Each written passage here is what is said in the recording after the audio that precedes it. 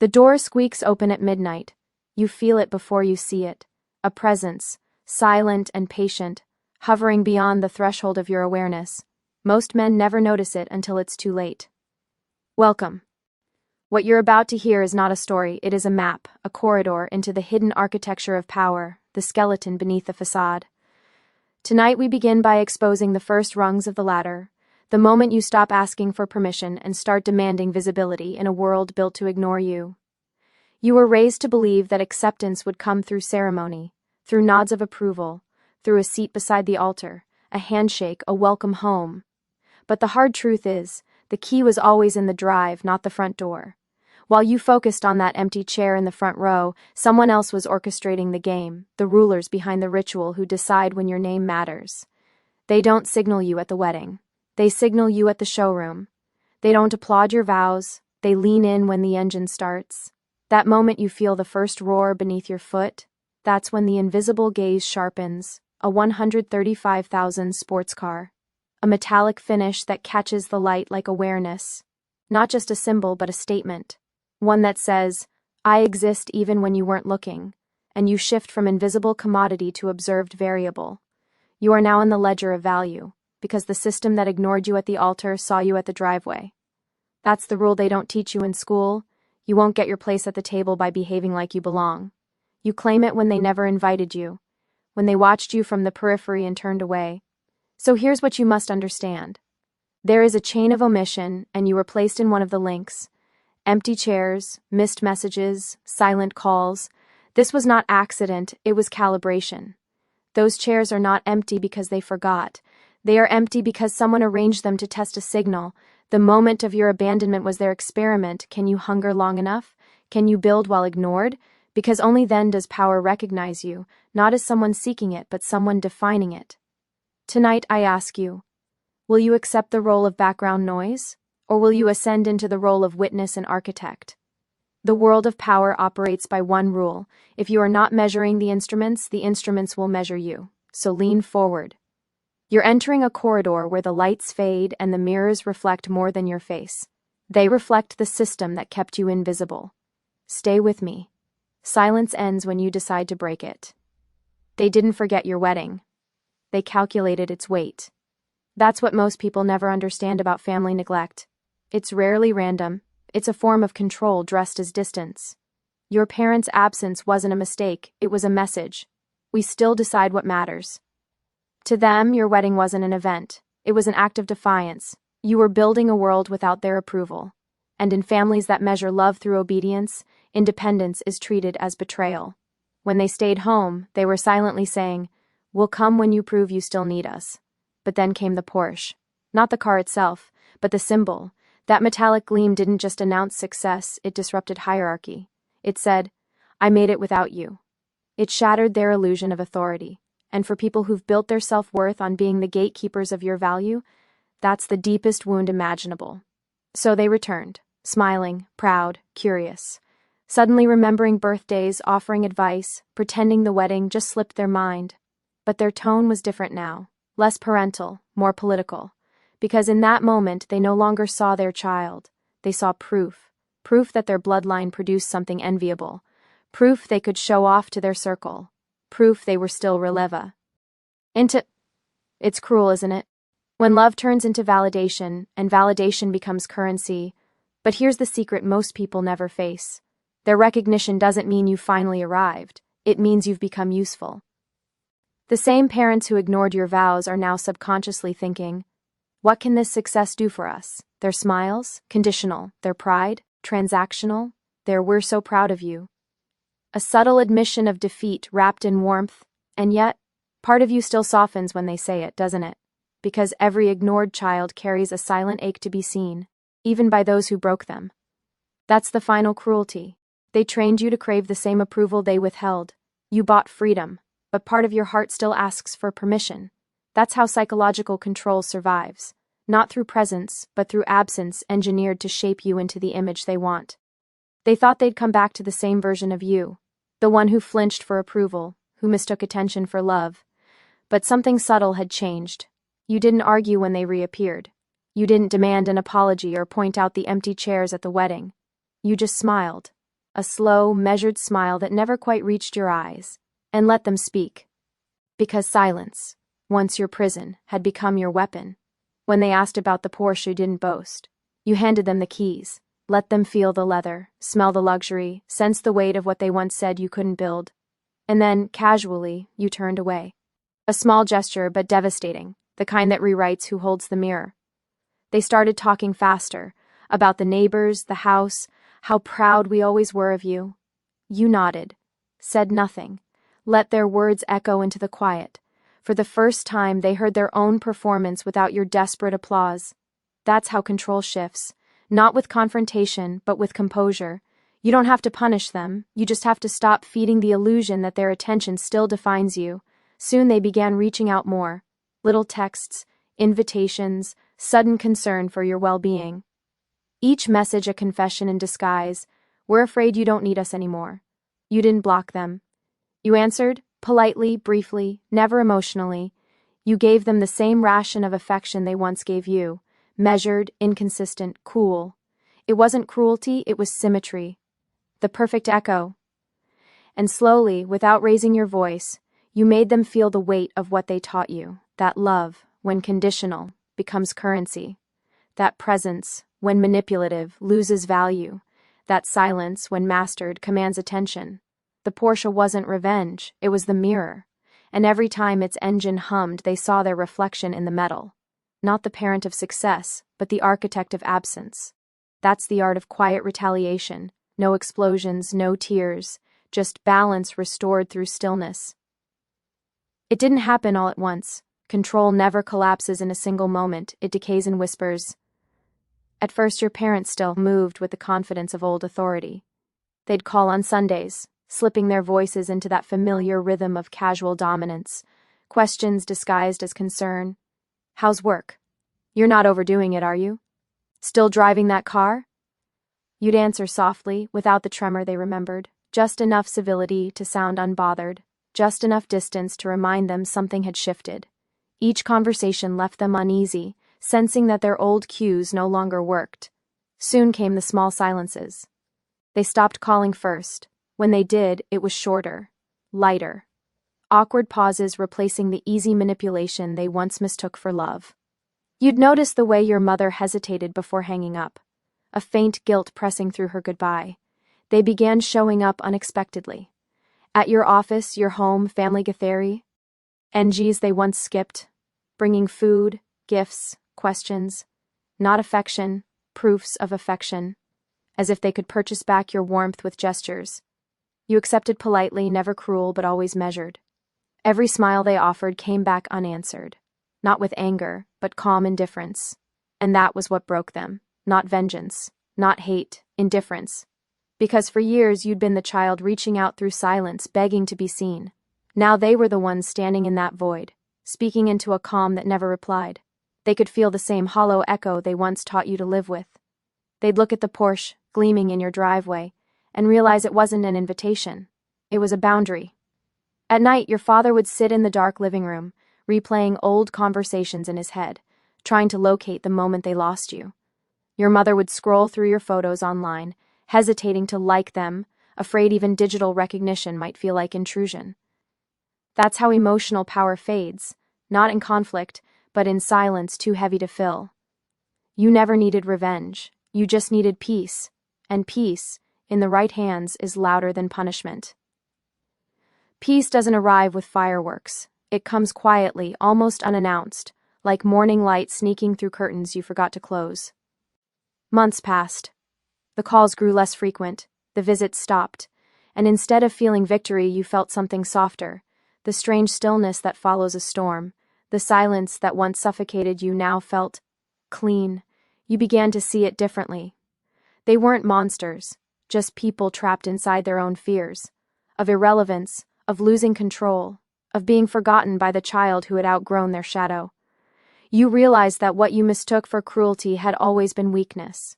And weakness, when understood, stops being something you have to fight. One evening you found yourself driving again, the same Porsche humming under your hands, headlights cutting through the dusk. The road stretched open, silent, endless. In the glass, you caught your reflection, calm, steady, no longer searching for anyone in the rearview mirror.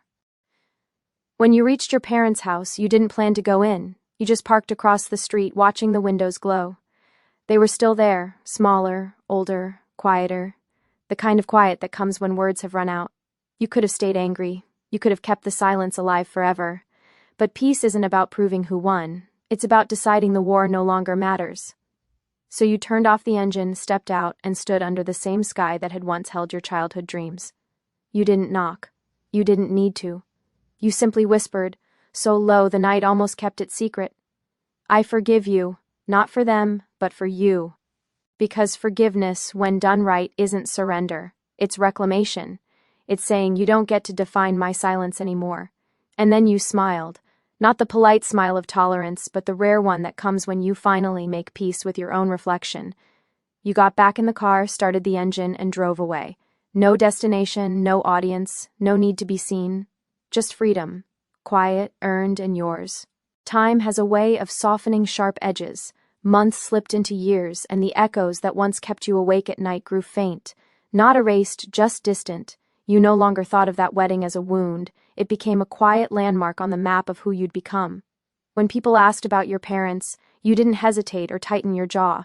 You just said, "We're okay," and meant it in the simplest way. Not good, not bad, just okay. The Porsche stayed in the garage, less a trophy now, more a reminder. Sometimes you'd run a hand along its hood, remembering how it once symbolized defiance. Now it symbolized distance, the space you needed to build peace.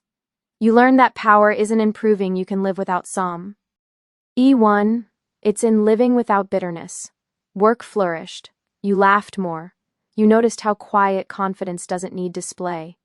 It radiates in small gestures. The way you listen, the way you choose calm over conflict, the way you no longer chase validation. Every now and then you'd get a call from your mother. The conversations were shorter, lighter. There were no apologies, no explanations, just small human exchanges, weather, recipes, a stray memory, and somehow that was enough. You didn't need them to understand everything. You just needed them to be real. You started visiting sometimes. Not out of duty, but choice. You'd sit in the same living room where arguments once lived, now filled with quiet acceptance. Your father would talk about the garden, your mother would offer tea. No one mentioned the wedding, no one had to. The silence between you had changed shape, from weapon to truce. Forgiveness hadn't erased the past, it had rewritten your place in it. And one evening, standing outside as the sun bled into gold, you realized something you'd never understood before. Closure isn't a door that slams, it's a window that finally opens. You breathed, unhurried, the air was different. So were you. You'd stopped waiting for them to love you the way you imagined. You'd started loving yourself the way they couldn't. And that, quietly, was the real ending. It was late autumn when you drove past the old chapel again. The same place where the chairs had sat empty, where vows had been spoken into absence. You hadn't planned to stop. The road just curved that way, and before you knew it, the steeple rose against the pale sky like an old scar. You parked a little distance away. The building looked smaller than you remembered, less sacred, more human. The paint had faded, ivy crawled up one side. Somewhere inside, another couple was rehearsing, laughter spilling through the open doors. You stood by the gate for a while, listening. No anger, no ache, just the sound of life continuing. Back then, you'd stood at that same spot with your heart in pieces, wondering how love could coexist with absence. Now, you understood that love doesn't vanish when people fail to show up, it just finds quieter places to live. In your work, your home, the steady way you now speak your truth without asking for permission. You walked to the side of the chapel where the gravel path still carried faint tire marks from years ago. You remembered waiting there for your parents, checking your phone, pretending to smile.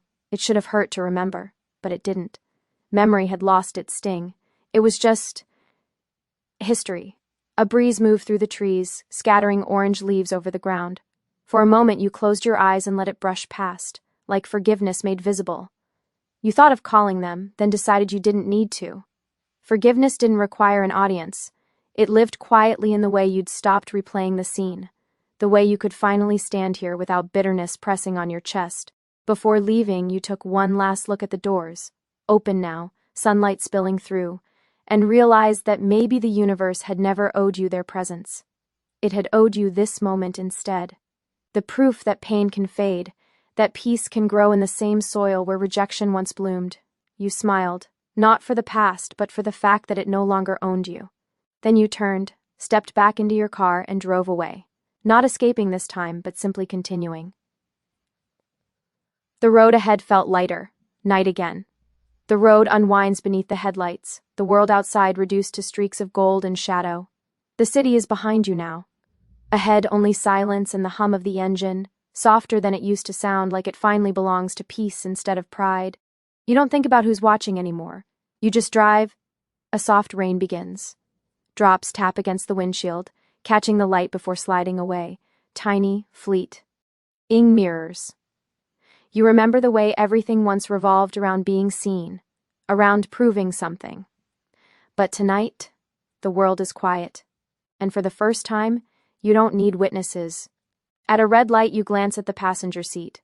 Empty, but not lonely. You smile. The kind of smile that says, I made it through. The light turns green. You press the accelerator. The car moves forward, smooth, certain, unhurried. In the rearview mirror, the past glows faintly for a moment, then disappears into the dark. And over that final image, a voice. Sometimes, the best revenge isn't being remembered. It's being free enough not to care. Fade out. Time didn't stop after forgiveness. It just became quieter. Days fell into a rhythm, early mornings with coffee, long walks before work, evenings that no longer needed to be filled with noise. The house wasn't larger, the job wasn't different. But you were. Peace, you discovered, isn't the absence of memory, it's the absence of reaction. You could think about the past now without flinching, like looking at an old photograph you no longer need to explain. The faces still smiled, but the power behind them was gone. Your parents were still around. The conversations remained brief, gentle.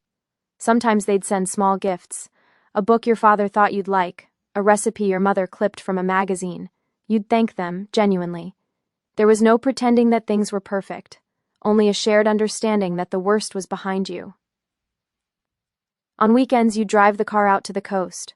The same machine that once felt like a shield now felt like simple transport, a way to reach the quiet places. You'd park by the water, turn off the engine, and sit for a while, listening to the sea. That sound reminded you of balance, constant movement, no bitterness, no need for control. Sometimes you'd think about the younger version of yourself, the one waiting at the wedding, the one who thought being loved meant being chosen. You'd wish you could tell them that love isn't proven by presence, it's proven by consistency and sometimes by the courage to walk away. There were still small aches, of course, a stray comment, a photograph, a dream that brought back old feelings. But they didn't stay. They passed like the tide, touching the shore, then retreating. You'd built a life that no longer ran on the approval of others, a life where peace wasn't a goal but a rhythm. And as you sat by the water one evening, watching the horizon blur into silver, you realized the truth that had taken you years to reach. Healing isn't what happens after the story ends. Healing is the story. You smiled. Then you stood, brushed the sand from your shoes, and walked back to the car. Not as someone escaping the past, but as someone quietly at home in the present. It happened on an ordinary Tuesday. The kind of day that never expects to be remembered. You were at a cafe you didn't usually visit, a small place tucked between a bookstore and a florist. The world outside hummed in its usual rush, but inside, everything felt slow and intentional. The clink of spoons, the hiss of milk steaming, the faint scratch of a pen against paper. That's where you met her, not met in the cinematic sense. No spark, no instant connection. Just a conversation that began because her laptop charger wouldn't reach the outlet near her table. You offered the seat across from you. She smiled, thanked you, and that was it. But then you noticed something familiar in her voice when she talked about her work. A subtle exhaustion, a quiet effort to sound like everything was fine. It was the same tone you once used when pretending not to care hurt more than caring ever did. So you listened. Really listened. No advice, no saving, just presence. And somewhere in the middle of that quiet exchange, you realized something profound. All the peace you'd spent years trying to build had quietly become something you could give away. Weeks passed. You saw her again, and others too, people drawn to the calm you didn't even know you carried. It wasn't about being stronger or wiser. It was about being still enough to hold space for someone else's storm. One evening, as you locked your car outside the cafe, she asked, "Were you always this calm?" You laughed softly. "No," you said. "I just stopped trying to win old battles." She nodded, and for a long moment, you both just stood there. No noise, no need to fill the silence. The world kept moving, but you stayed right where you were, quietly certain that this peace that could be shared, was the real ending you'd been heading toward all along. Because healing isn't only for yourself. It's for the people who will meet you after you've healed. So they never have to learn the hard way what peace looks like. And as you walked away, the night air cool and forgiving, you realized the truth. Sometimes, closure doesn't come from the people who hurt you. It comes from the person you become when you finally stop needing them to. Time moves differently once you make peace with it. The days don't rush anymore, they unfold. You stop counting the people who left and start noticing the ones who quietly stayed. The Porsche still sits in the driveway, but it isn't a symbol now, just a machine, a chapter that once meant something. Sometimes you drive it, sometimes you don't. Because truthfully, it was never about the car. It was about proving you could build something for yourself when no one else believed you would. Your parents call once in a while. Their voices have softened with age or maybe with guilt. But you don't measure love in apologies anymore. You measure it in presence. In small moments that don't demand attention, just honesty. The world around you looks almost the same, yet everything inside you has changed. The noise is gone, the tension, the endless hunger for validation. In its place, there's space, wide, quiet, and strangely beautiful. Sometimes you catch your reflection in a window or a mirror and almost don't recognize it. Not because you look different, but because you finally look peaceful. There's no armor in your eyes anymore, just light, the kind that doesn't need to prove it can burn. And if someone were to ask you what it all meant, the hurt, the distance, the long road to forgiveness, you'd tell them this. We spend so much time trying to be seen by the wrong people, that we forget the only eyes that ever mattered were our own. The camera would fade out on that line, maybe on a shot of you standing by the sea again, wind brushing against your face, the horizon endless and unbroken. No music swell, no grand finale, just quiet truth, because revenge was never the story, redemption was, and in the end it wasn't about what they saw when they looked at you, it was about what you finally saw when you looked back. Years passed, softly, not marked by milestones, but by moments that felt unremarkable, and yet they built something enduring. You never planned to mentor anyone, you'd stopped trying to be a savior long ago, but life has a strange way of circling back, placing people in your path who remind you of who you once were. It started with your nephew, 17, restless, angry at the world. His parents' arguments had turned him cold. When he came to stay with you for a few weeks, you recognized the sharpness in his eyes, that same hunger for approval, that same ache of not being seen. He didn't talk much at first, just sat at the edge of things, your porch, the car, the dinner table, testing the silence. You didn't push. You just stayed. One evening, as the sun set over the street, he asked out of nowhere, "Did you ever feel like nobody wanted you around?" You paused, then smiled, not sadly, but knowingly. "Every day," you said, "until I stopped asking for permission to exist." He didn't reply, but something in him shifted. A door cracked open. From then on, you talked, not about revenge or pain, but about balance, self-worth, the freedom that comes when you stop performing for love. You told him how you once believed that success would make people care, and how wrong you were. Weeks later, you found a note on your kitchen counter, just a few words in his uneven handwriting. "Thanks for not fixing me, just for being here." You folded it carefully and slipped it into a book, between pages about forgiveness and peace, not as a trophy but as proof. Proof that healing isn't wasted, that it multiplies quietly in the lives it touches. Sometimes you still drove past the old places, the wedding chapel, the family home. They no longer carried pain, just stories. And now, you understood, the truest kind of revenge isn't loud. It's generational. Because when you choose peace, you don't just end a cycle. You rewrite it. Time kept moving. Soft, steady, unbothered.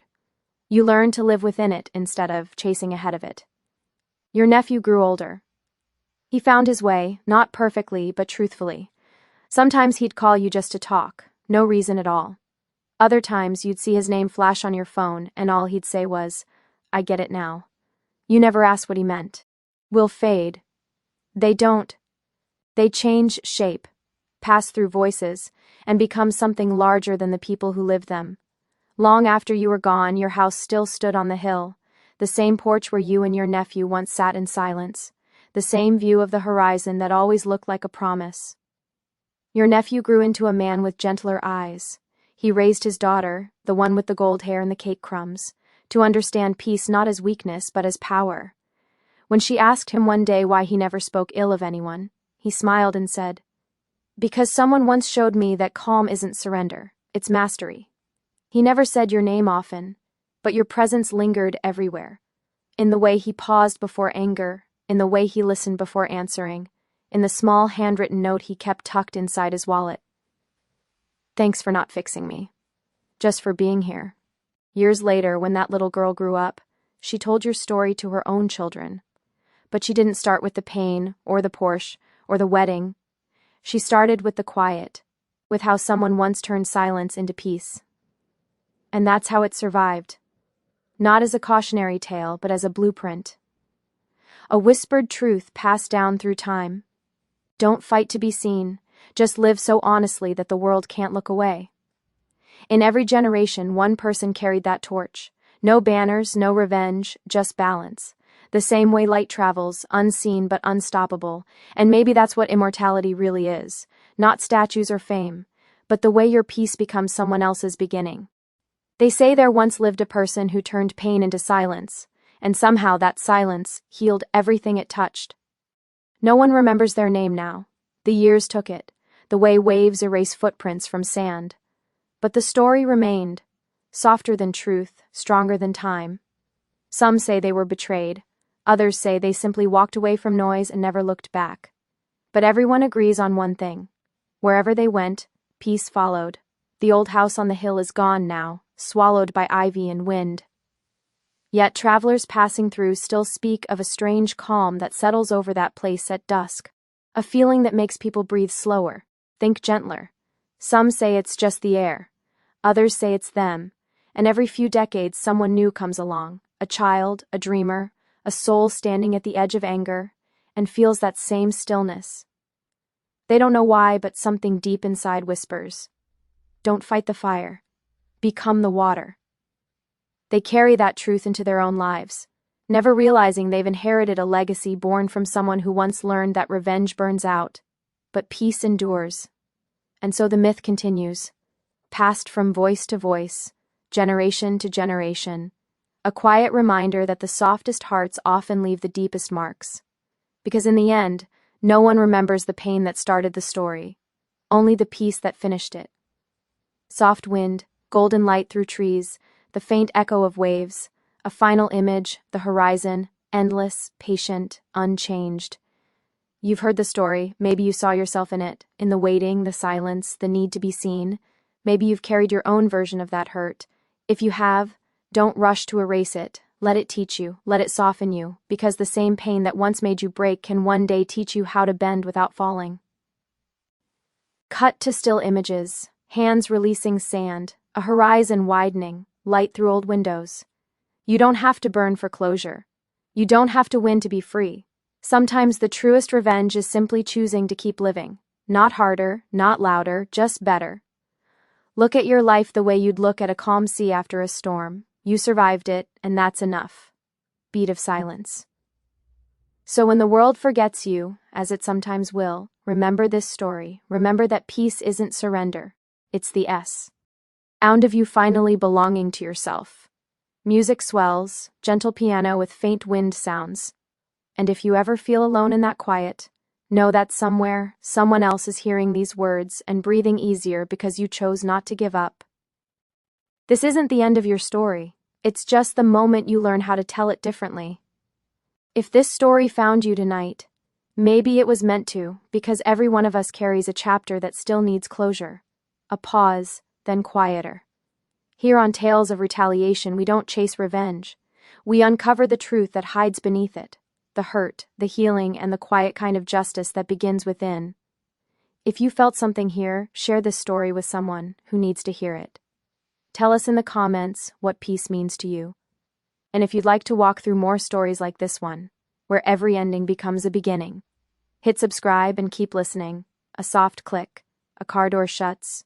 We see the reflection of the Porsche's gold emblem, blurred by rain. A figure stands beside it, older now, quieter. They run a hand across the hood, but their eyes aren't proud anymore. They're peaceful. Camera pulls back. The car is parked by the same empty road from the opening scene. The world hasn't changed much, but they have. They look toward the horizon, where dawn is breaking, faint and silver. And for the first time they smile. Not because anyone's watching, not because there's anything left to prove, but because peace, real peace, has finally arrived. A long pause. A single line fades on screen. Forgiveness isn't forgetting. It's remembering without pain. They say there once lived a person who turned pain into silence, and somehow that silence healed everything it touched. No one remembers their name now. Time took it, the way the sea erases footprints from the sand, but the story remained, softer than truth, stronger than time. Visual, the old house, overgrown with ivy. Sunset glows behind it. Some say they were betrayed. Others say they simply walked away and never looked back. But everyone agrees on one thing: wherever they went, peace followed. Gentle strings join the piano. A quiet calm fills the air. The house is gone now, swallowed by years and wind, yet travelers still speak of the strange stillness that settles there at dusk. A feeling that makes people breathe slower and hearts beat quieter. Maybe it's just the air, or maybe it's the echo they left behind. Visuals shift, golden dust drifting through sunlight. Every few decades, someone new comes along. A child, a dreamer, someone standing at the edge of anger, and feels that same stillness. They don't know why, but something deep inside whispers, "Don't fight the fire. Become the water." And they carry that truth into their own life, never realizing they've inherited a legacy born from one soul, who learned that revenge burns out, but peace endures. Music pauses for silence, because in the end, no one remembers the pain that started the story, only the peace that finished it.